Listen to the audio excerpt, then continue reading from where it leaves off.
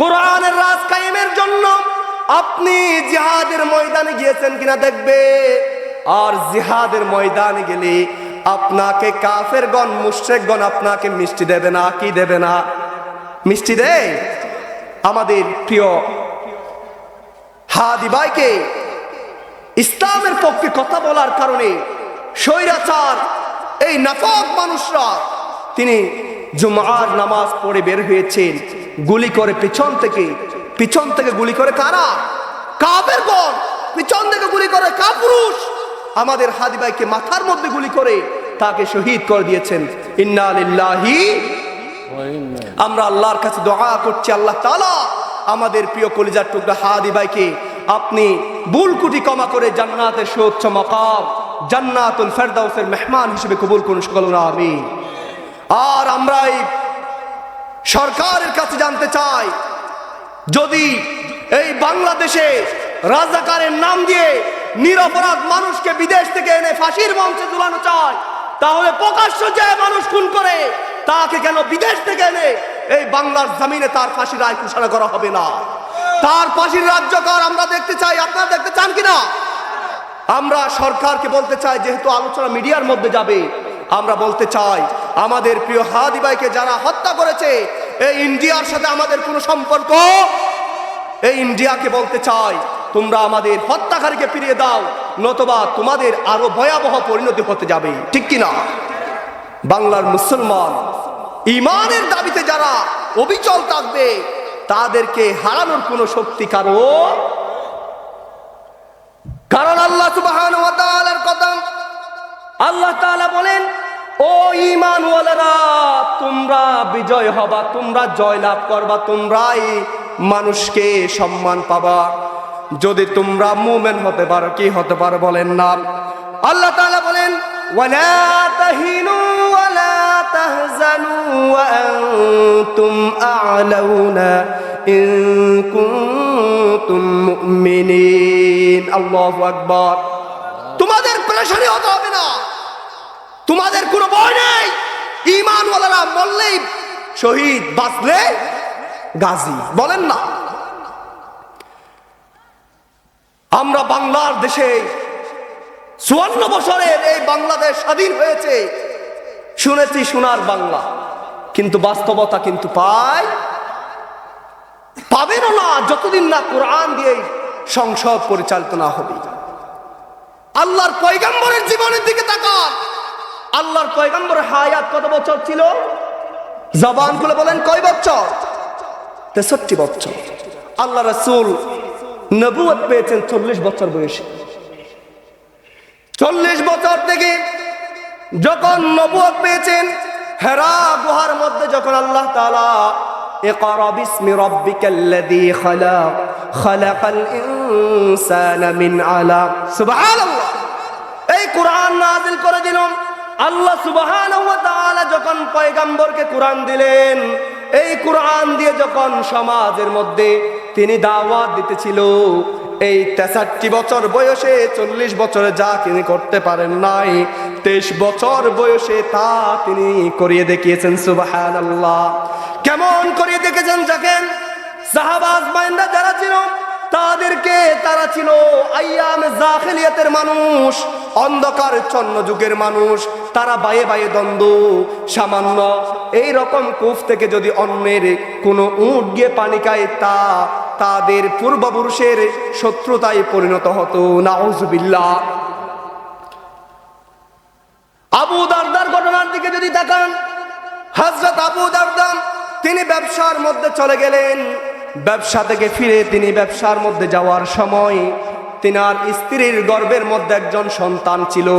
তিনি বললেন, ও আমার স্ত্রী, যদি আমার এই সন্তান পুরুষ হয় তাহলে রাখবা, আর যদি মেয়ে হয় তাহলে মেরে ফেলবা।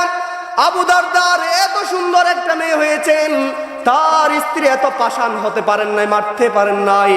আবু দারদা ব্যবসা থেকে ফিরে অনেক বড় হয়ে গেছেন। তারা ব্যবসার জন্য যেতে 1 বছর 2 বছরের জন্য। ব্যবসা থেকে ফিরে যখন বাড়ির মধ্যে একটা সুন্দর ফুটফুটে মেয়ে দেখতেছে, তার মেজাজ গরম হয়ে গেছে।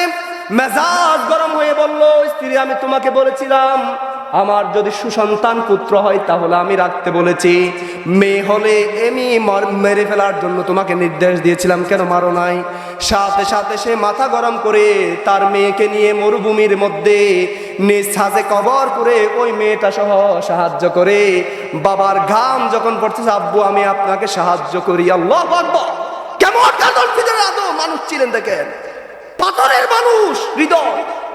বাবা কবর করতেছে, আমরা ইতিহাস থেকে দেখতেছি। মেয়ে সহ্য করতে পারতেছে না গরমের মধ্যে, বাবা আপনি একটু সবর করুন, আমি করে দিচ্ছি। তার মন গলল না, সে ওই মেয়েকে ওই পাথরের খবরের মধ্যে রেখে পাথর নিক্ষেপ করে ওই মেয়েকে সে শহীদ করে ফেললো। নাউজুবিল্লাহ। এরা হলো আইয়ামে জাহিলাতের মানুষ। যখন কুরআন দিয়ে আল্লাহ রাসূল যখন দাওয়াত দেওয়া শুরু করলো, এই মানুষের ব্যাপার আল্লাহ কি বলেছেন একটু শুনবেন। আল্লাহ সুবহানাহু ওয়া তাআলা বলেন, রাদিয়াল্লাহু আনহুম ওয়া রাদু আন। আল্লাহু আকবার। এই সাহাবাগণ হলো আমার উপর রাজি, আমি ওই সাহাবাদের উপর আমিও রব রাজি। সুবহানাল্লাহ। শুধু সেই কথা নয়, আমার নবী বলেছেন, খায়রুল কুরুনি কারনি সুম্মাল্লাযীনা ইয়ালুনাহুম সুম্মাল্লাযীনা ইয়ালুনাহুম। ও আমার দ্বিতীয় আমার উম্মতরা, তোমরা শুনো, আমার সাহাবাদের যেই গোষ্ঠী ছিল, যেই জাতি ছিল, কিয়ামত পর্যন্ত যে আল্লাহ তাআলা মানুষ পাঠিয়েছেন তার মধ্যে শ্রেষ্ঠত্ব তারা ছিল। সুবহানাল্লাহ। এমন শ্রেষ্ঠ আর পৃথিবীতে ছিল না, আর পৃথিবীতে কিয়ামত পর্যন্ত এমন শ্রেষ্ঠ মানুষ আল্লাহর পাঠাবেন না। এই মানুষগুলা কিন্তু কারা ছিলেন বলেন না, একটু জবান খুলে বলেন।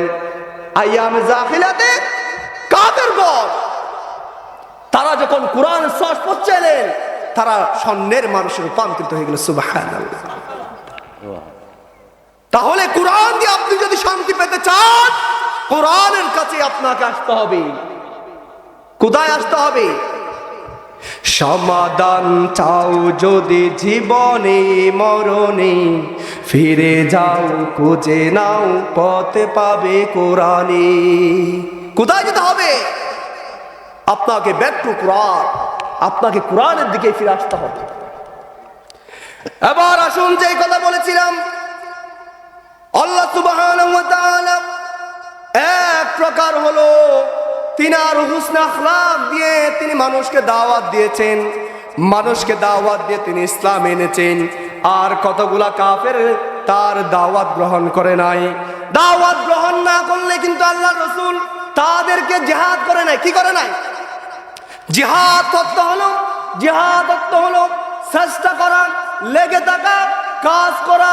পারিভাষিক সংজ্ঞা হলো আপনার মাকসাদ পূরণের জন্য আপনি ইসলামিক পন্থায় আপনি কষ্ট করতে থাকার নাম হলো জিহাদ। জিহাদ কিন্তু দুই প্রকার। কয় প্রকার বলেন না? এক হলো নফসের জিহাদ, আপনি অন্যায় কাজ করার জন্য আপনার নফস আপনাকে ধোঁকা দিচ্ছে, আপনি বললেন আমাকে আল্লাহর কাছে কিন্তু প্রত্যাবর্তন করতে হবে, ফিরে যেতে হবে।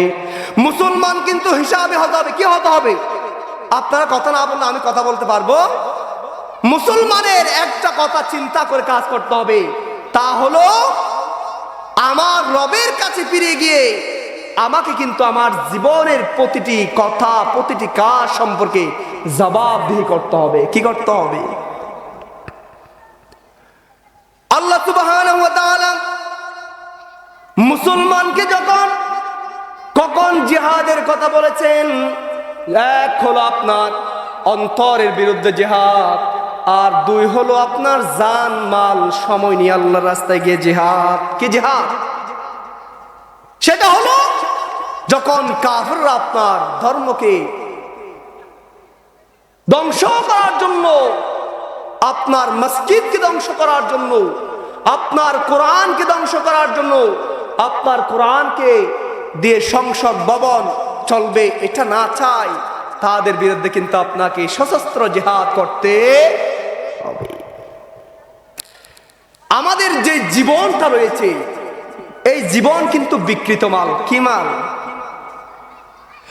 আল্লাহ সুবহানাহু ওয়া তাআলা বলেন, ইন্নাল্লাহা اشترى من المؤمنين أنفسهم وأموالهم بأن لهم الجنة الله أكبر আল্লাহ তাআলা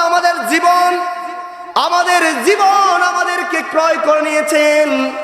ইন্নাল্লাহা ইশতারা মিনাল মুমিনিনা, মুমিন যারা হবে তাদের জীবন ক্রয় করে নিয়েছেন বিআন্না লাহুমুল জান্নাহ। কিসের মাধ্যমে? জান্নাতের মাধ্যমে আমাদের জীবনটা ক্রয় হয়ে গেছে, বিকৃতমান। এখন আমার জীবন এটা আল্লাহর দান। সুবহানাল্লাহ। আল্লাহর জমিনে কোরআনের রাজের পক্ষে আপনাকে থাকতে হবে। এবার আসুন, এক পন্থা গেল, দ্বিতীয় পন্থা হলো সশস্ত্র জিহাদ করা। আল্লাহ সুবহানাহু ওয়া তাআলা বলেন, ও আমার বান্দারা, কাফেররা যখন তোমাদেরকে, তোমাদের ইসলামকে, তোমাদের ধর্মকে, তোমাদের কোরআনকে এই জমিন থেকে নিঃশেষ করতে চাইবে, তোমরা জিহাদের ময়দানে চলে যাও। জিহাদের ময়দানে আমি রব দেখব কোন বান্দা জিহাদের ময়দানে গিয়েছে। কার বাবা? মুসলিম মরলেও সমস্যা নেই, বাঁচলিও মরলে শহীদ, বাঁচলে গাছে। আর যদি আপনি মৃত্যুটা শহীদ হলে কি লাভ? কেমন লাভ? আপনি স্বাভাবিক মৃত্যু হলে আল্লাহর কাছে জবাবদিহিতা করতে হবে। আর যদি আপনি অস্বাভাবিক মৃত্যু হন, অর্থাৎ শহীদ মৃত্যু পান, তাহলে আল্লাহর কাছে জবাবদিহিতার কোনো প্রশ্ন। কারণ আল্লাহ তাআলা নিজেই বলে দিয়েছেন, আমার যে বান্দারা আমার রাস্তায় শহীদ হয় তাদেরকে তোমরা মৃত্যু বলো না। আল্লাহ সুবহানাহু ওয়া তাআলা কালামে পাকের মধ্যে সূরা তাওবার 111 নম্বর আয়াতের মধ্যে আল্লাহ তাআলা বলেন, সূরা বাকারা 154 নম্বর আয়াত আল্লাহ বলেন, ওয়ালা তাকুলু লিমান ইউকতালু ফি সাবিলিল্লাহিল আমওয়াত বাল আহইয়াউ ওয়ালাকিন লা তাশউরুন। আল্লাহু আকবার। যারা আল্লাহর পথে চলে, আল্লাহর কথা বলে, আল্লাহকে ভালোবেসে সপেছে জীবন, তাদের কিসের ভয়, কে করে পরাজয়, শহীদি তামান্নাতে নাচে তারি মন। যারা আল্লাহর পথে চলে, আল্লাহর কথা বলে, আল্লাহকে ভালোবেসে সপেছে জীবন। সুবহানাল্লাহ। আল্লাহ সুবহানাহু ওয়া তাআলা কালামে পাকের 2 নম্বর বৃহত্তম সূরা, সূরা বাকারার 154 নম্বর আয়াত আল্লাহ বলেন, আমার যে বান্দারা আমার দ্বীনকে বাস্তবায়ন করার জন্য জমিনে আল্লাহর কোরআন দিয়ে পরিচালনার জন্য, যারা এই জমিনে কোরআনের রাজ কায়েমের জন্য কাফের, মুশরিক, ইহুদি, খ্রিস্টানের বিরুদ্ধে লড়াই করবে আর সামনে গিয়ে শহীদ হবে, তাদেরকে তোমরা মৃত্যু বলো না। কার কথা বলেন না? আল্লাহ বলেন, তাদেরকে তোমরা মৃত্যু বলো না। তারা আমার কাছে, আল্লাহর কাছ থেকে তারা রিজিক পেয়ে থাকেন। সুবহানাল্লাহ। এই শহীদ মর্যাদা, শহীদ মৃত্যু কেমন দেখেন আপনারা। তো অনেকেই আমাদের জবানে, আমাদের মনের মধ্যে আসতে পারে, হুজুর আপনি কক্সবাজার থেকে এসে এগুলা কি বলেন? আমরা নামাজ পড়ি, রোজা রাখি, হজ করে যাকাত দিই, এরপরও কেন শহীদ হতে হবে? এরপরে কেন জিহাদে যেতে হবে? এরপরে কেন ইসলামিক রাষ্ট্র কায়েমের জন্য আমাদের কষ্ট করতে হবে? মনে আসে কিনা? একটা যদি আপনাদেরকে কথা বলি, একজন মানুষের কথা যদি আপনাদেরকে বলি, তাহলে আপনাদের এই প্রশ্ন কিন্তু আর থাকবে। সেই মানুষটার নাম হলেন হযরত ওমর রাদিয়াল্লাহু তাআলা আনহু। তিনাকে চেনেন? কিন্তু কে সে? কে সে? দ্বিতীয় খলিফা। একটু আওয়াজ করে বল না, কে? হযরত ওমর রাদিয়াল্লাহু কে ছিলেন? হযরত ওমর রাদিয়াল্লাহু আনহু ছিলেন হযরত আম্মাজান হাফসা রাদিয়াল্লাহু তাআলা আনহার পিতা ছিলেন। কে ছিলেন? এক নম্বর পরিচয় হলো আল্লাহর স্ত্রী, আল্লাহর পয়গম্বরের স্ত্রী হযরত হাফসা রাদিয়াল্লাহু তাআলা আনহার পিতা ছিলেন কে? হযরত উমর। আওয়াজ করে বলেন না একটু। আপনারা বলেন, আমি ছোট মানুষ আপনাদের সামনে কথা বলছি, এখানে বড় বড় আলেম ওলামা আছে, আসলে আপনি একটু কথা বলেন, আমাকে সাহস দিয়েন। হুজুরদের সামনে কথা বলতে তো আমার ভয় লাগে। হযরত উমরের জীবনের দিকে যদি আমরা খেয়াল করি, একটু দেখুন হযরত উমর রাদিয়াল্লাহু তাআলা আনহু কে ছিলেন? হযরত আম্মাজান হাফসা রাদিয়াল্লাহু তাআলা আনহার পিতা ছিলেন। এক নম্বর কে ছিলেন বলেন না? দুই নম্বর ছিলেন অর্ধ পৃথিবীর শাসক ছিলেন। কে ছিলেন? দ্বিতীয় খলিফা, অর্ধ পৃথিবীর শাসক ছিলেন।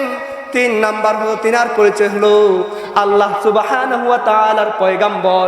একদিন মসজিদে নববীর মধ্যে আলোচনা করতেছে। কি করতেছে বলেন না? দুর্ভিক্ষের সময় মদিনার মধ্যে খাবারের অভাব, দুর্ভিক্ষ চলছে।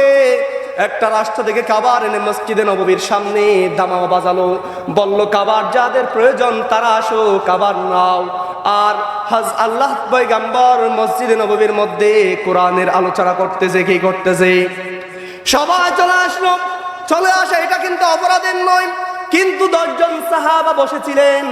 বসে থাকার কারণে আল্লাহ তাআলা খুশি হয়ে গেলেন। আল্লাহ রাসূল বললেন, যারা খাবার চেয়ে আমার পয়গম্বরকে প্রায়োরিটি দিয়েছেন, আমার পয়গম্বরের আলোচনাকে প্রায়োরিটি দিয়েছেন, আল্লাহ তাআলার পক্ষ থেকে আমি নবী ঘোষণা দিচ্ছি তারা জান্নাতি। সুবহানাল্লাহ। নাম ধরে 10 জন সাহাবীর নাম ধরে ধরে জান্নাতি ঘোষণা করেছেন, তাদেরকে বলা আশরে মুবাশশারা। 3 নাম্বার পরিচয় হলো তিনি আল্লাহর পয়গম্বরের জবান থেকে জান্নাতি। সুবহানাল্লাহ।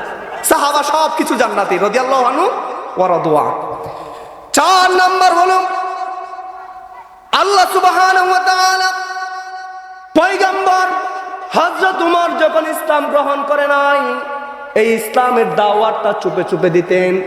আর যখন ইসলাম গ্রহণ করলো, লম্বা কথা সেদিকে যাচ্ছি না, হযরত উমর বললেন, রাসূল আর চুপে চুপে ইসলামের দাওয়াত হবে না, আপনি ওপেনলি আল্লাহর বাক্যকে, আযানের ধ্বনিকে আপনি ওপেনলি দিয়ে দেন। আর কেউ যদি কাফেররা মোকাবেলা করতে আসে, আমি উমরের সামনাসামনি করতে হবে। আল্লাহর পয়গম্বর সেই দিন থেকে উমরকে বলেছিল উমর ফারুক রাদিয়াল্লাহু তাআলা আনহু। সুবহানাল্লাহ। ফারুক উপাধি দিয়েছিলেন, অর্থাৎ হক এবং বাতিলের মধ্যে পার্থক্যকারী হলেন হযরত উমর। আপনারা কি বুঝতেছেন কথা? শুধুমাত্র সেই কথা নয়, আল্লাহ সুবহানাহু ওয়া তাআলা এমন অনেক জায়গায় আল্লাহ তাআলার পয়গম্বরের কথাকে রেখে, আল্লাহর পয়গম্বরের কথাকে রেখে, হযরত উমর রাদিয়াল্লাহু তাআলা আনহুর কথাকে সামনে রেখে আয়াত নাজিল করে দিয়েছেন। সুবহানাল্লাহ। 5 নাম্বার গুণ হলো তিনার, আল্লাহর পয়গম্বর হলেন খাতামুন নবী লা নবিয়্যা। আল্লাহর পয়গম্বর শেষ নবী। আমাদের সম্মান কেন বাড়া? উম্মত মুহাম্মদীর সম্মান কেন বাড়া? আর এর কারণ হলো আল্লাহ তাআলা যে নবীকে দিয়েছিলেন, বাল্লিগ মা উনজিলা ইলাইকা মির রাব্বিক, রবের পক্ষ থেকে যে কোরআন আল্লাহ তাআলা দিয়েছিল, এটা কিন্তু প্রচার করার দায়িত্ব হলেন শুধু নবীদের। আগে যারা নবী ছিল তারা একমাত্র তারাই দ্বীনের দাওয়াত দিতে পারতেন, আর কেউ দিতে পারতে, তাদের উম্মতরা দিতে পারতে। কিন্তু আল্লাহর পয়গম্বর শেষ নবী হওয়ার কারণে আল্লাহ তাআলা আমাদেরকে শ্রেষ্ঠত্ব দেওয়ার জন্য আল্লাহ তাআলা আল্লাহর পয়গম্বরের যে দায়িত্ব ছিল তা আমাদেরকেও দিয়ে দিয়েছেন। আল্লাহর পয়গম্বর শেষ বিদায় হজের ভাষণে বলেছিলেন, ও আমার উম্মতরা, তোমরা আমার কাছ থেকে যা শুনেছো সবগুলা বাল্লিগু আন্নি ওয়ালাউ আয়া, যা শুনেছো তা প্রচার করে দাও। এই প্রচারের জন্য এটা কত বড় কাজ দেখেন। এই প্রচারের জন্য সাহাবারা দেশ থেকে দেশান্তরে ছুটে গিয়েছিলেন। সুবহানাল্লাহ। চীনের মধ্যে এখনো, চীন হলো সৌদি থেকে অনেক দূরে, এখনো 6 জন সাহাবার কবর রয়েছে। সুবহানাল্লাহ বলেন না। আমাদের বাংলাদেশে আলী কদম নাম শুনেছেন? অনেকের মত হলো হযরত আলী রাদিয়াল্লাহু তাআলা নূর পা মুবারক এখানে পড়েছেন। সুবহানাল্লাহ। তাহলে যে কথা বলেছি, আল্লাহ সুবহানাহু ওয়া তাআলা হলেন খাতামুন নবী। আল্লাহর পয়গম্বরের পরে আর কোন নবী আসবে না। আসবে নাকি? আল্লাহর পয়গম্বর বলেন খাতামুন নবী লা নবিয়্যা বাদি, আমি শেষ নবী, আমার পর আর কোন নবী আসবে না। কিন্তু আল্লাহ রাসূল একটা ঘোষণা দিয়েছেন, আল্লাহ তাআলা যদি নবুয়তের দরজাটা যদি ওপেন রাখতেন, খোলা রাখতেন, তাহলে আল্লাহ তাআলা এই মর্যাদাটা হযরত উমর রাদিয়াল্লাহু আনহুকে দিয়ে দিতেন। সুবহানাল্লাহ। আল্লাহর পয়গম্বর বলেন, আল্লাহর পয়গম্বর বলেন, লাউ কানা বা'দা নাবিয়্যান লাকানা উমর, যদি আল্লাহ তাআলা নবুয়তের দরজা খুলে রাখতেন তাহলে এই সম্মান কিন্তু উমরকে দিয়ে দিতেন। সুবহানাল্লাহ। এই সব অনেক গুণ তার রয়েছে, বলতে গেলে অনেক কথা হয়ে যাবে, আমি সেই দিকে যাচ্ছি না। সামান্য বলে এই উমর কি সম্মানী না অসম্মানী আপনারা বলেন তো? উনি কি জান্নাতি না জাহান্নামী? কথা বলেন না, আপনারা বুঝেন না মনে হয়। অনরান হতা নবুজন, নবুজিলে হন আয় আঞ্চলিক ভাবে হবে, একজন সমস্যা নাই, ওনার এলাকার ফুয়া। উমর রাদিয়াল্লাহু তাআলা কি জান্নাতি না জাহান্নামী? এই উমর রাদিয়াল্লাহু তাআলা একজন জান্নাতি মানুষ। এরপরেও আল্লাহ সুবহানাহু ওয়া তাআলার কাছে, তিনি আল্লাহর কাছে সব সময় দোয়া করতেন। ক্বালা আল্লাহুম্মা রযুকনি শাহাদাতান ফি সাবিলিক ওয়াজআল মাউতি বিবালাদি রাসূলিক। সুবহানাল্লাহ। তিনি আল্লাহর কাছে দোয়া করতেন, আয় আল্লাহ তাআলা, আমি উমরকে আপনি আমার জীবনটা আপনার দ্বীনের জন্য কুরবান করে নেন, আপনি আমার জীবনটা আপনার জমিনে কোরআনের রাজ কায়েমের জন্য কুরবান করে নেন, আমার জীবনটা শহীদ হিসেবে কবুল করেন। সুবহানাল্লাহ। তিনার সাথীরা, সাহাবা আজমাইনরা হযরত উমরের এই দোয়া শুনে সব তিনাকে প্রশ্ন করল, ও উমর, তুমি তো জান্নাতে আল্লাহর পয়গম্বরের জবান থেকে ঘোষণা। কার জবান থেকে ঘোষণা? আল্লাহর পয়গম্বরের জবান থেকে ঘোষণা তুমি জান্নাতি, এরপরেও কেন আল্লাহর কাছে শহীদ মৃত্যু চাও? তিনি বললেন, ও আমার বন্ধুরা, তোমরা কি জানো না, যদি আল্লাহর জমিনে কোরআনের রাজ কায়েমের জন্য আল্লাহ যারা আমার পয়গম্বরকে যেই দায়িত্ব দিয়ে গেছেন, এই দায়িত্ব পরিপূর্ণ করার জন্য আল্লাহ সুবহানাহু ওয়া তাআলা যে দায়িত্ব দিয়েছেন, এই জমিনে কোরআনের রাজ কায়েমের জন্য যদি কোনো বান্দার আকাঙ্ক্ষা না থাকে, যত সে ইমানদার হোক না কেন, নামাজ পড়ুক না কেন, হজ করুক না কেন, যাকাত দেখ না কেন, আল্লাহর কাছে সামান্য পরিমাণও তার দাম থাকবে না, সে ইমানদারের কাতারে থাকবে না, সে হয়ে যাবে মুনাফিক। কি হয়ে যাবে? মুনাফিকদের অবস্থা কেমন হবে? আল্লাহ সুবহানাহু ওয়া তাআলা তিন প্রকার মানুষের জন্য কালামে পাকের মধ্যে সূরা দিয়েছেন। কয় প্রকার বলেন? কয় প্রকার? জবান খুলে আরো জোরে, কয় প্রকার? এক হলো কাফেরদের জন্য, কুল ইয়া আইয়ুহাল কাফিরুন, সূরা কাফিরুন একটা পরিপূর্ণ সূরা দিয়েছে। দুই নাম্বার হলো মুমিনুন, মুমিনদের জন্য, ক্বাদ আফলাহাল মুমিনুন। আর তিন নাম্বার হলো মুনাফিকুন। কাদের সাথে? এই মুনাফিকদের অবস্থা কেমন হবে? মুনাফিকের পরিচয় কি? মুনাফিক চিনবেন কিভাবে? মুনাফিক হলো কাফেররা নয়, যারা ঈমান আনে না তারা নয়। মুনাফিক হলো তারাই যারা ঈমানদারদেরকে ধোঁকা দেওয়ার জন্য, ঈমানদারদেরকে ধোঁকা দেওয়ার জন্য যারা ঈমানদারদের সাথে সম্পৃক্ত করে। আল্লাহ তাআলা সে মুনাফিকদের কথা কিন্তু কোরআনের মধ্যে বলে দিয়েছেন। কি করেছেন? আল্লাহ সুবহানাহু ওয়া তাআলা বলেন, মুনাফিক কারা? তারা হলো মুখে ঈমানদার দাবি করে, ইউখাদিউনাল্লাহা ওয়াল্লাযীনা আমানু ওয়া মা ইয়াখদাউনা ইল্লা আনফুসাহুম ওয়া মা ইয়াশউরুন। আল্লাহু আকবার। আল্লাহ তাআলা কোরআন হচ্ছেন কোড অফ লাইফ, জীবনের প্রতিটি কথা কোরআনে বলে দিয়েছেন। সুবহানাল্লাহ বলেন না। মুনাফিক কারা? যারা মুনাফিক হলো তারাই মুনাফিক যারা মুখে বলবে ঈমানদার, অন্তরে কিন্তু ঈমানের বৃত্ত নাই। মুখে যদি ঈমানদার দাবি করেন, মসজিদে গিয়ে নামাজ পড়েন, তাহলে কি আপনার দায়িত্ব কিনা কোরআনকে সংসদ ভবনে নিয়ে যাওয়া? কোরআন দিয়ে আপনার দায়িত্ব কিনা কোরআন দিয়ে আপনার পৃথিবী শাসিত হোক, এটা আপনার দায়িত্ব নয়। মুখে স্বীকার করলেন, অন্তরে বিষ। আপনার চান জাতীয়তাবাদ বিশ্বাসী, ধর্ম নিরপেক্ষ বিশ্বাসী। জাতীয়তাবাদ কি এগুলো একটু দেখবেন। জাতীয়তাবাদ হলো ব্রিটিশদের বানানো আইন, ধর্ম নিরপেক্ষ হলো ইন্ডিয়ার, এই আমাদের শত্রু ইন্ডিয়ার বানানো আইন। এটা কিন্তু আমাদের দায়িত্ব নয়। আমাদের দায়িত্ব কি সেটাও কোরআনে বলে দিয়েছেন। তাফসীর বিল কোরআন, বিল কোরআন, কোরআন দিয়ে কোরআনের তাফসীর হচ্ছে। আপনারা কি কষ্ট হচ্ছে? আপনাদের আলোচনা কি বন্ধ করে দেব? আল্লাহ তাআলা বলেন, ওয়াইদ ক্বালা রাব্বুকা লিল মালাইকাতি ইন্নী জাইলুন ফিল আরদি খলিফা। আমি আমার বান্দাদেরকে আমার প্রতিনিধি হিসেবে পাঠিয়েছি। কি হিসেবে? আপনি বলুন, আপনাদের চেয়ারম্যান সাহেব যদি, এমপি সাহেব যদি, আপনার কাছে এমপি সাহেব যদি একজন, আপনাদের এলাকার গ্রাম পুলিশ আছে কিনা, তাকে যদি আপনার কাছে পাঠায়, চেয়ারম্যান সাহেবের কথা বলে, এখন ওই গ্রাম পুলিশ এসে কি আপনাকে, চৌকিদার এসে আপনাকে কি ও নিজের কথা বলবে না চেয়ারম্যানের কথা বলবে? কারণ সে তার প্রতিনিধি, চেয়ারম্যানের প্রতিনিধি, খলিফা। আল্লাহ সুবহানাহু ওয়া তাআলা আমাদেরকেও পাঠিয়েছেন আল্লাহর খলিফা হিসেবে, প্রতিনিধি হিসেবে। আল্লাহ তাআলা যে কথা বলেছেন, কোরআনে যেই কথা বলেছেন তা প্রচার করার জন্য, তা বাস্তবায়ন করার জন্য আমাদেরকে পাঠিয়েছেন, ঠিক কিনা?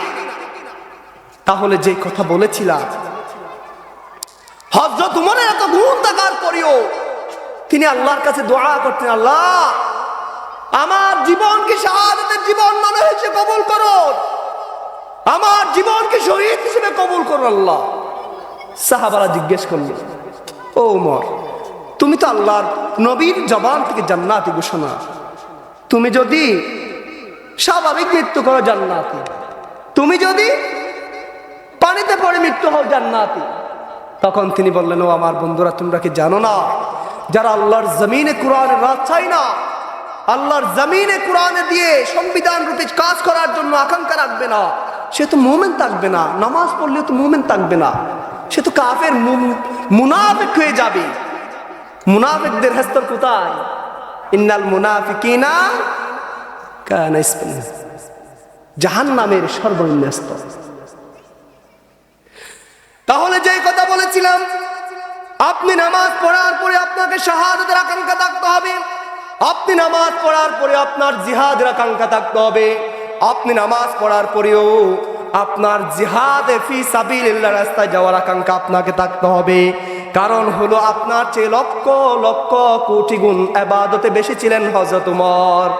জান্নাতে সার্টিফিকেট প্রাপ্ত হওয়ার পরেও তিনি আল্লাহর রাস্তায় শহীদ হওয়ার জন্য আল্লাহর কাছে বারবার দোয়া করতেন। আল্লাহ তাআলা তিনার শহীদ হিসেবে কবুল করেছেন, সুবহানাল্লাহ। এখানে একটি শিক্ষা হলো, আপনার রাষ্ট্রনায়ক কাকে বানাবেন এটা কি জানেন? ইতিহাস থেকে আমাদেরকে জানতে হবে।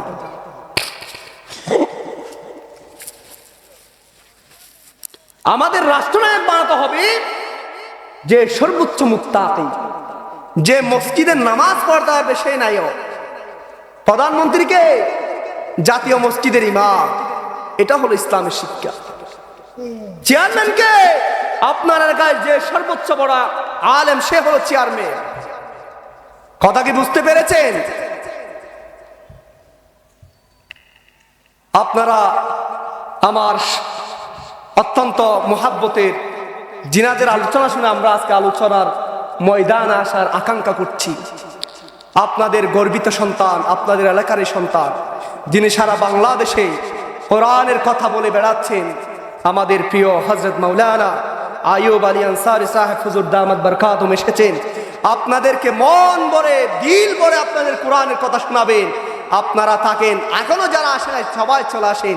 আল্লাহ তাআলা আমাদের আকাঙ্ক্ষা যে আছে তার চেয়ে বেশি আকাঙ্ক্ষা, হ্যাঁ, আমাদের মনের খুরাক দেবেন আমাদের প্রিয় হুজুর হযরত আইয়ুব আলী আনসারী হুজুর দামাত বরকাতুহুম।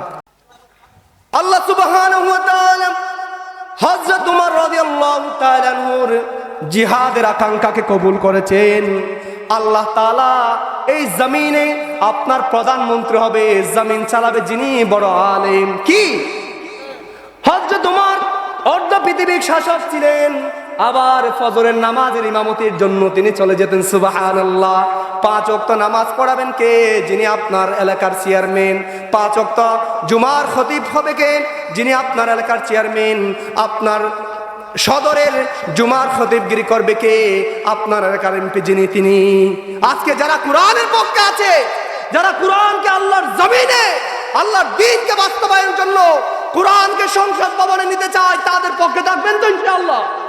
ইনশাআল্লাহ বলেন না ইনশাআল্লাহ? লিল্লাহি তাকবীর। আল্লাহকে 2 হাত তুলে দেন, লিল্লাহি তাকবীর। আল কোরআনের আলো, আল হাদিসের আলো সংসদে জ্বালো। আল কোরআনের আলো কোথায় জ্বালতে হবে? আল্লাহ, আপনি আমাদেরকে এই 2 হাত তুলে আপনার কাছে ওয়াদা করছি, আমরা সকলেই কোরআনের পক্ষে থাকবো। কোরআনের পক্ষে রায় দিয়ে কোরআনকে আমরা সংসদ ভবনে নিয়ে যাবো ইনশাআল্লাহ। 2 হাত কবুল করুন, আমিন। তাহলে হযরত ওমর এত মর্তবান মানুষ হওয়ার পরেও আল্লাহর কাছে শহীদের জন্য দোয়া করতেন। আল্লাহ কবুল করেছেন। তিনি ফজরের নামাজ পড়াতে গেলেন। ফজরের নামাজ পড়ানো অবস্থায় যখন রুকুতে গেলেন, একজন মুরতাদ কাফের তিনাকে পেছন দিয়ে ছুরির আঘাত করে তিনাকে শহীদ করেছেন। ইন্না লিল্লাহি। এখান থেকে একটা শিক্ষা নেন। হযরত উমরকে ছুরির আঘাত করলাম, ছুরির আঘাত করে হযরত উমর পড়ে গেলেন। পড়ে দেওয়ার পর আবার হুঁশ পড়ল। হুঁশ ফিরার পর আবার তিনি সাহাবাদেরকে জিজ্ঞেস করলো, আমি এক রাকাত নামাজ পড়ে আমি বেহুশ হয়ে গেছিলাম, তোমরা আর 1 রাকাত পড়ে ফজরের নামাজ কমপ্লিট করেছো কিনা? কি বলেছেন? তোমরা নামাজ পড়ছো কিনা? ইসলামে আন্দোলন করবেন, নামাজ পড়বেন, এটা হতে পারে? সাহাবারা জিজ্ঞেস করলাম, ইয়া রাসূলুল্লাহ, ইয়া হাবিবাল্লাহ, ও আল্লাহর পয়গম্বরের সাহাবী হযরত ওমর, আপনি আমাদেরকে, আপনি মৃত্যুর মধ্যে ডুলে পড়লেন, বেহুশ হয়ে গেলেন, ওখান থেকে উঠলেন, আর জিজ্ঞেস করলেন নামাজ পড়েছি কিনা? আপনি আমরা পরিবার সম্পর্কে জিজ্ঞেস করেন নাই, আপনার সন্তান আব্দুল্লাহ সম্পর্কে জিজ্ঞেস করেন নাই, আপনার বিবি সম্পর্কে জিজ্ঞেস করেন নাই, আপনি নামাজ সম্পর্কে কেন বললেন? আল্লাহর পয়গম্বরের সাহাবা হযরত ওমর বললেন, যদি নামাজ ছাড়া তো কোনো মানুষ মুসলমান হতে পারে না। লা খাজ্জু ফিল ইসলাম লিমান তারাকা সালাত। যদি নামাজ না পড়ে তাহলে তার ইসলামের মধ্যে কোনো অংশই থাকে না। তাহলে যে কথা বলেছিলাম, আমাদের আকাঙ্ক্ষা থাকতে হবে আল্লাহর জমিনে কোরআনের রাজ কায়েমের আকাঙ্ক্ষা থাকতে হবে, আল্লাহর জমিনে কোরআন দিয়ে সাজানোর আকাঙ্ক্ষা থাকতে হবে। আল্লাহ সুবহানাহু ওয়া তাআলা বলেন, ও আমার বান্দারা, নামাজ পড়ে কিন্তু জান্নাত পাওয়া যাবে না। কারণ হলো আল্লাহ সুবহানাহু ওয়া তাআলা সাহাবীদের দৃষ্টান্ত দিয়ে বলেন, আমার যেই সাহাবা আজমাইনরা ছিল, আমার সেই বান্দাদের অবস্থা কেমন ছিল? কালামে পাকের 2 নম্বর সূরা বাকারার মধ্যে আল্লাহ তাআলা বলে দিয়েছেন, 214 নম্বর আয়াত আল্লাহ বলেন, আম হাসিবতুম আন তাদখুলুল জান্নাহ, আমি কি তোমাদেরকে এমনি এমনি জান্নাত দিয়ে দেব? আমি কি তোমাদেরকে কোনো পরীক্ষা নিরীক্ষা না করে জান্নাত দিয়ে দেব? ও আমার বান্দারা, তোমাদের আগে আমার তোমাদের পূর্বে আমার যারা বান্দারা ছিল, কারা ছিল? তোমাদের পূর্বে যারা বান্দারা ছিল তাদের কি অবস্থা হয়েছে? আল্লাহ সুবহানাহু ওয়া তাআলা বলেন, ওয়ালাম্মা ইয়াতিকুম মাতালুল লাযীনা খালাউ মিন ক্বাবলিকুম মাসাতহুমুল বাসাউ ওয়াদ-দাররাউ ওয়াযুলজিলু হাত্তা ইয়াকুলার রাসূল ওয়াল্লাযীনা আমানু মাআহু মাতা নাসরুল্লাহ। আল্লাহু আকবার।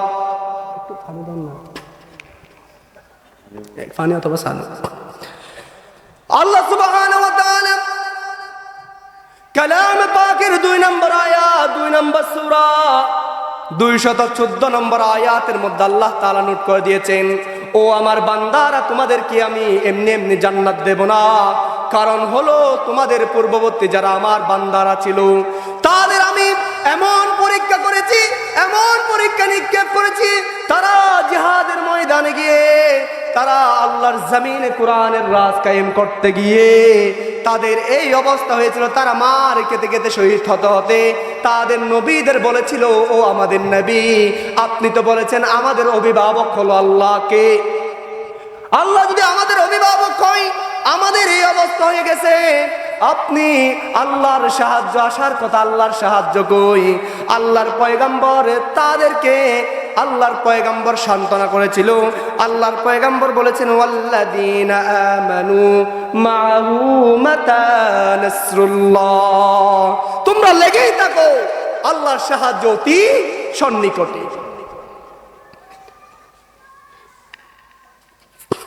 তাহলে আপনাকে জিহাদের আকাঙ্ক্ষাবিহীন যদি আপনি মরেন, আপনি আল্লাহর জান্নাতের আশা করতে পারেন না। তাহলে আবার আসুন, আল্লাহ সুবহানাহু ওয়া তাআলাকে বললাম, আয় আল্লাহ তাআলা, আমরা যদি জিহাদ করে, আপনি বলেছেন, আপনার পয়গম্বর বলেছেন, ওয়ালাম আন্নাল জান্নাতা তাহতা যিলালিস সুয়ুফ, জান্নাত আমার জন্য ওয়াজিব হয়ে যাবে। এবার আসুন, আল্লাহর পয়গম্বর বলেন, তোমরা জিহাদের নাম দিয়ে, ইসলাম কিন্তু মানবতার ধর্ম। ইসলাম কিসের ধর্ম? জিহাদের নাম দিয়ে কি অন্যায়ভাবে হত্যা করা যাবে কাউকে? জিহাদের নাম দিয়ে অন্যায়ভাবে হত্যা করা যাবে? আল্লাহ সুবহানাহু ওয়া তাআলা বলেন, জিহাদের নাম দিয়ে বাড়াবাড়ি করা যাবে না, জিহাদের নাম দিয়ে তোমাদের অন্যায়ভাবে কাউকে হত্যা করা যাবে না, জিহাদের নাম দিয়ে তোমরা কাউকে অন্যায়ভাবে জুলুম করতে পারবে না।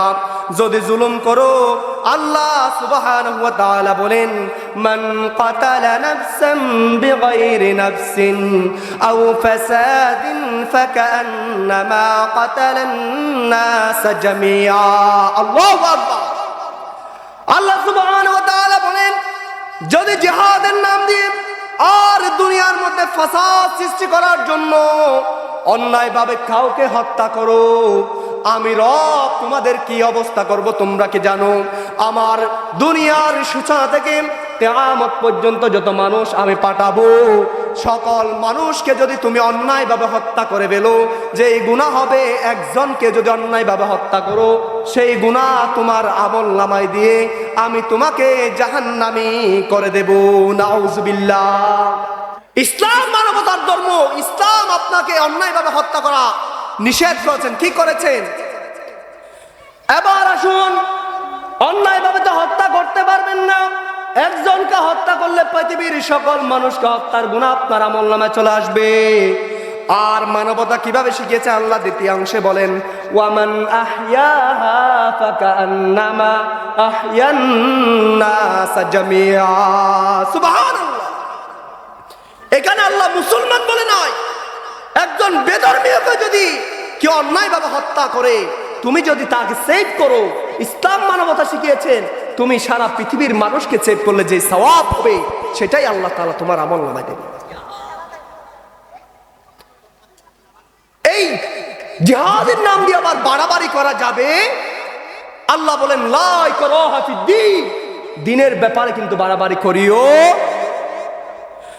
আল্লাহকে প্রশ্ন করলাম, আয় আল্লাহ তাআলা, আপনি বলেছেন জিহাদের নাম দিয়ে বাড়াবাড়ি না করার জন্য, তাহলে আপনি আমাদেরকে বলে দেন আমরা কাদের সাথে জিহাদ করব, আপনি আমাদের তাদের পরিচয় দিয়ে দেন।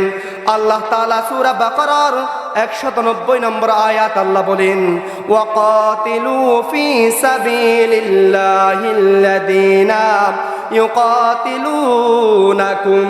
আল্লাহু আকবার। জিহাদ করবা কার সাথে? যারা তোমাকে অন্যায়ভাবে, তোমার ভাইকে অন্যায়ভাবে, তোমার কোরআনের রূপতে তোমার ইসলামকে বাধা দেবে, যারা অগ্রসর হবে তোমাদের হত্যা করতে আসবে, তাদের সাথে জিহাদ করো। এরপর আল্লাহ সতর্ক করেছেন, এই কাজ করতে গিয়ে অতিরঞ্জিত করিও না। ইন্নাল্লাহা লা ইউহিব্বুল মু'তাদিন। অতিরঞ্জিত করিও না, জিহাদের নাম দিয়ে বাড়াবাড়ি করিও না। তোমরা অতিরঞ্জিত করলে আল্লাহ কিন্তু এটা পছন্দ করে। আল্লাহকে প্রশ্ন করলাম, আল্লাহ বললেন তোমরা জিহাদ করো, যারা তোমাদেরকে মারতে আসে তারা হলো তোমাদের শত্রু। আল্লাহকে আমরা আবার প্রশ্ন করলাম, আল্লাহ আমাদের শত্রুকে আপনি একটু আমাদেরকে জানিয়ে দেন না। এটাও আল্লাহ তাআলা কোরআনে কারীমের 9 নম্বর সূরা তাওবার 73 নম্বর আয়াত আল্লাহ বলে দিয়েছেন। আল্লাহ বলেন, ইয়া আইয়ুহান নবী, হে নবী, জাহিদুল কুফার ওয়াল মুনাফিক, কাফেরদের সাথে তোমরা শত্রু, কাফের আর মুনাফিকরা তোমাদের শত্রু। আজকে মুসলমান দাবি করি, কোরআনের রাত চাই না, জাতীয়তাবাদ বিশ্বাসী মুসলমান আছে, মুসলমান আছে, ঈমান আছে না গেছে? আল্লাহ সুবহানাহু ওয়া তাআলা বলেন, হে নবী, আপনার শত্রুকে, আপনার শত্রু হলো জাহিদুল কুফার, কাফেরদের সাথে জিহাদ করুন, ওয়াল মুনাফিকুন, মুনাফিকদের সাথে জিহাদ করুন। আল্লাহ তাআলা এরপরে বলেন, ওয়ালুজ আলাইহিম, তাদেরকে তোমরা ভালোবাসিও না, তাদের সাথে তোমরা বন্ধন করিও না, তাদের জিহাদ করতে গিয়ে তোমরা ভালোবাসা দেখাইও না। কি বলেছেন? আপনি কাফের, আপনার বাবাও যদি কাফের হয়, তাদেরকে বন্ধুরূপে গ্রহণ করা যাবে? কার কথা? আল্লাহর কথা। আল্লাহ বলেন, ইয়া আইয়ুহাল্লাযীনা আমানু, হে ঈমানওয়ালারা, লা তাত্তাখিযু আবাকুম ওয়া ইখওয়ানুকুম ওয়া ইখওয়ানাকুম আউলিয়া, তোমরা তোমাদের বাবাকে, তোমাদের সন্তান সন্ততিকে বন্ধুরূপে করবা না। যদি দেখো ইনিস্তাহাব্বু কুফর আলাল ঈমান, যদি চায় আপনার বাবা কোরআনের উপরে কুফরকে প্রাধান্য দেবে, কোরআন দিয়ে সংসদ চলবে, এটা চাই না। আপনার ভাই যদি এটা চায় না, জাতীয়তাবাদকে আপনার দিকে আহ্বান করে, তাহলে আপনি তাকে বন্ধুরূপে গ্রহণ করতে পারবেন? কার কথা? কার কথা? একটু জবান করবেন, কার কথা? যদি বন্ধুরূপে গ্রহণ করেন, আল্লাহ বলেন, ওয়ামান ইয়াতাওয়াল্লাহুম মিনকুম ফাউলাইকা হুমুয যালিমুন, ও বন্ধুরূপে যদি বন্ধুরকে তোমরা অভিভাবক বন্ধু গ্রহণ করো, তাহলে তোমরা জালেম হয়ে যাবা, তোমরা আল্লাহর কাছে অপরাধী হয়ে যাবা। তাহলে আপনার বাবা যদিও কোরআনের বিরুদ্ধে অবস্থান নিয়ে চেয়ারম্যান হওয়ার আকাঙ্ক্ষায়, এমপি হওয়ার আকাঙ্ক্ষায় আপনাকে আহ্বান করে, আপনি বলবেন আমার রব আগে, আমি আপনার পলে নাই নাই নাই বলতে পারবেন তো ইনশাআল্লাহ? এবার আসুন, আল্লাহ তাআলা বলেন, কাফেরদেরকে বন্ধুরূপে গ্রহণ করিও না, তোমাদের শত্রু হলো কাফের এবং তোমাদের শত্রু হলো মুনাফিক, তাদেরকে তোমরা বন্ধুরূপে গ্রহণ করিও না। কি করিও না? কারণ হলো ওয়াহুম জাহান্নাম, তারা হলো জাহান্নামী, জাহান্নামীদেরকে বন্ধু গ্রহণ করা যাবে না। কার কথা? এবার আসুন, আল্লাহ সুবহানাহু ওয়া তাআলাকে প্রশ্ন করলাম, আয় আল্লাহ তাআলা আমাদেরকে বলেছেন আপনি আমাদেরকে বন্ধুরূপে গ্রহণ না করার জন্য, তাহলে কি আমরা তাদের ধর্মকে গালি দিতে পারবো নাকি? তারা কাফেরদের ধর্ম, হিন্দুদের ধর্ম আছে না নাই, গালি দিতে পারবো নাকি? আল্লাহ তাআলা বলেন, ওয়ালা তাসুব্বুল্লাযীনা ইয়াদউনা মিন দুনিল্লাহ ফায়াসুব্বুল্লাহা আদুওয়ান বিগাইরি ইলম। আল্লাহ বলেন, তোমরা বন্ধুরূপে গ্রহণ করবা না, কিন্তু তাদেরকে গালিও, তাদের মূর্তি সম্পর্কে গালিও দিতে পারবা? নিষেধ করেছেন কে? কারণ তোমরা যদি গালি দাও, তারা মূর্খতার কারণে, জ্ঞানহীনতার কারণে তোমার রবের দিকে আঙ্গুল তুলতে পারে, তাহলে তোমরা কি করতে পারবে না? গালি দিবা না। এবার আল্লাহকে প্রশ্ন করলাম, আয় আল্লাহ তাআলা, তাদের সাথে আমরা শত্রুতাই করব, আমরা কি তাদেরকে বন্ধুরূপে গ্রহণ করব তাদের ধর্ম যদি গালি না দিই? আল্লাহ বলেন, তাদেরকে বন্ধুরূপে গ্রহণ করা যাবে না। কার কথা বলেন না? আল্লাহ বলেন, ইয়া আইয়ুহাল্লাযীনা আমানু লা তাত্তাখিযু আউলিয়াউহুম, তোমরা তাদেরকে বন্ধুরূপে গ্রহণ, তাদেরকে ওয়াল ইয়াহুদ ওয়ান নাসারা আউলিয়া বা'দুহুম আউলিয়া বা'দ, ইহুদি এবং নসরারা তারা পরস্পর বন্ধু, ভাই ভাই, তোমরা তাদেরকে বন্ধুরূপে গ্রহণ করিও। তাহলে ইসলাম শিখিয়েছেন মানবতা। ইসলাম কি শিখিয়েছেন? কথা বলেন, কি শিখিয়েছেন? এবার আসুন আল্লাহকে বললাম, আয় আল্লাহ তাআলা, আমরা কাফেরদের বিরুদ্ধে জিহাদ করব, মুশরিকদের বিরুদ্ধে জিহাদ করব, তাহলে আল্লাহ তাআলা বলুন আপনি আমাদেরকে কি দেবেন, আপনি আমাদের কি দেবেন? বললে আল্লাহ তাআলা বলেন, ও আমার বান্দারা, তোমাদেরকে আমি তোমাদের জীবনের বিনিময় আমি তোমাদের জন্য জান্নাতকে ওয়াজিব করে দেব। সুবহানাল্লাহ। তার জন্য সাহাবা আজমাইনরা পাগল পাড়া ছিলেন। কি ছিলেন বলেন না? জিহাদের জন্য সাহাবা আজমাইনরা পাগল পাড়া ছিলেন। ইসলাম আগে আক্রমণ করা শিখায় নাই। মুতার যুদ্ধের দিকে যদি আমরা তাকাই, মুতার যুদ্ধের ইহুদি এইরকম ইতিহাস যদি আমরা তাকাই, আল্লাহ রাসূল সাল্লাল্লাহু আলাইহি ওয়াসাল্লাম নবুয়ত পাওয়ার পর আল্লাহ রাসূল ৮ম হিজরিতে মুতার নামক স্থান রোমানের সরকারকে, রোমানের প্রধানকে একজন দূত পাঠালেন। হারিস ইবনে উমাইর রাদিয়াল্লাহুকে পাঠিয়ে তিনাকে বললেন ইসলাম শান্তির ধর্ম। কিন্তু ওই রোমের সম্রাটের কাফের হারিস ইবনে উমাইর রাদিয়াল্লাহুকে হত্যা করে ফেলল। যখন দূতকে হত্যা করলেন, আল্লাহর পয়গম্বর বললেন তারা যেহেতু আমার দূতকে হত্যা করেছে, তাহলে তাদের সাথে আর বন্ধুত্বরূপ আচরণ করা যাবে না, তাদের সাথে আমাদের যুদ্ধের মধ্যে চলে যেতে হবে। কোথায় যেতে হবে? আওয়াজ করুন, কোথায় যেতে হবে? যুদ্ধে যেতে হবে।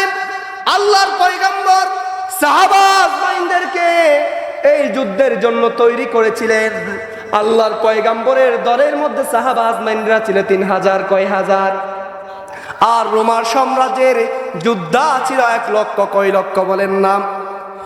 আল্লাহর পয়গম্বর এই যুদ্ধের মধ্যে যায় নাই, আল্লাহর পয়গম্বর কমান্ডার তৈরি করে দিলেন। আল্লাহর পয়গম্বর ১ নাম্বার কমান্ডার দিলেন ৩ জন। কয়জন বলেন? ১ নাম্বার কমান্ডার হলেন আল্লাহর পয়গম্বরের পালক পুত্র যায়েদ ইবনে হারেস। ২ নাম্বার কমান্ডার হলেন আল্লাহর পয়গম্বরের চাচাতো ভাই হযরত জাফর ইবনে আবু তালিব। ৩ নাম্বার কমান্ডার হলেন আল্লাহর পয়গম্বরের সাহাবা আব্দুল্লাহ ইবনে রওয়াহা। কয়জন? একটু আওয়াজ করে বলুন, কয়জন? ৩ জনকে কমান্ডার সিলেক্টেড করলেন। যুদ্ধের ধামাকা বেজে গেল। আল্লাহর পয়গম্বর বললেন, ও আমার সাহাবারা, তোমরা মুতার যুদ্ধের জন্য প্রস্তুতি নাও, তোমাদের পরিবারের পরিজন থেকে তোমরা একটু বিদায় নিয়ে আসো।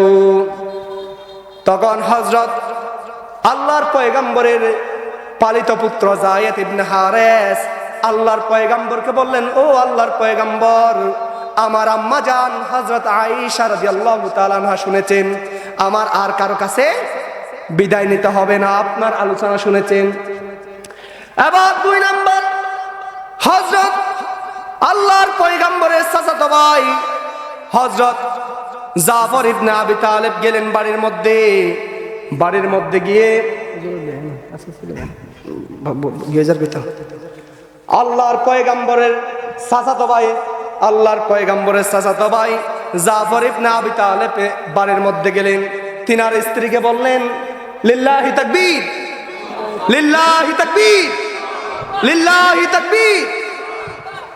আনসারী হুজুরের আগমন, আনসারী হুজুরের আগমন রেনেসাঁ ইসলামী সোসাইটির পক্ষ থেকে, মরিচাবাসীর পক্ষ থেকে লিল্লাহি তাকবীর, লিল্লাহি তাকবীর। তাহলে যেই কথা বলেছি, আল্লাহর পয়গম্বরের চাচাতো ভাই জাফর ইবনে আবি তালিবকে বাড়ির মধ্যে চলে গেল। তিনার ছোট ছোট বাচ্চা আছে। তিনার ওয়াইফকে বললেন, ও আমার বিবি, আমাকে আল্লাহর পয়গম্বর আমাকে বলেছেন যুদ্ধের জন্য আমাকে কমান্ডার ঘোষণা করেছেন, আমি তোমার কাছ থেকে বিদায় নিতে এসেছি। ও আমার বিবি, আমি তোমার অনেক হক নষ্ট করেছি, তোমার হক দিতে পারি নাই, আমাকে তুমি ক্ষমা করে দিও। হযরত জাফর ইবনে আবি তালিব যখন তার বিবিকে বলল, বিবি বললেন, ও আমার প্রাণের স্বামী, আপনি যাচ্ছেন, আমি আল্লাহর কাছে একটু দোয়া করছি, আল্লাহ তাআলা যেন আপনাকে গাজী হিসেবে ফিরিয়ে আনেন। কি আনেন? আল্লাহর পয়গম্বরের সাহাবী জাফর ইবনে আবি তালিব তিনাকে তলোয়ারের উল্টা পিঠ দিয়ে মৃত্যু একটা তিনাকে বাড়ি দিলেন। বললেন, ও বিবি তুমি উল্টা দোয়া করিও না, উল্টা দোয়া করিও না। আল্লাহ তাআলার পয়গম্বর যেহেতু আমার আগে এবং পরে দুইজন কমান্ডার নাম ঘোষণা করেছেন, তাহলে আল্লাহ তাআলা আমার জীবনকে শহীদ হিসেবে কবুল। 3 নাম্বার হলো আল্লাহর পয়গম্বরের সাহাবা আব্দুল্লাহ ইবনে রাওয়াহা, তিনি নতুন বিয়ে করেছেন। তার বিবিকে যখন বিদায় নিতে গেল, তিনার বিবি বললেন, আপনি তো আমাকে ভালোভাবে দেখেনও নাই, আপনি একটু বাড়ির মধ্যে আসেন, আপনাকে একটু দেখে নি। তিনি বললেন, আপনি আমাকে দেখিয়েন না। তিনি বললেন, আপনাকে কোনো প্রেম নিবেদন করবো না, আমি আপনাকে একটু দেখতে চাই, কারণ হলো আমি যেন কিয়ামতের ময়দানে আপনাকে চিনতে পারি। সুবহানাল্লাহ।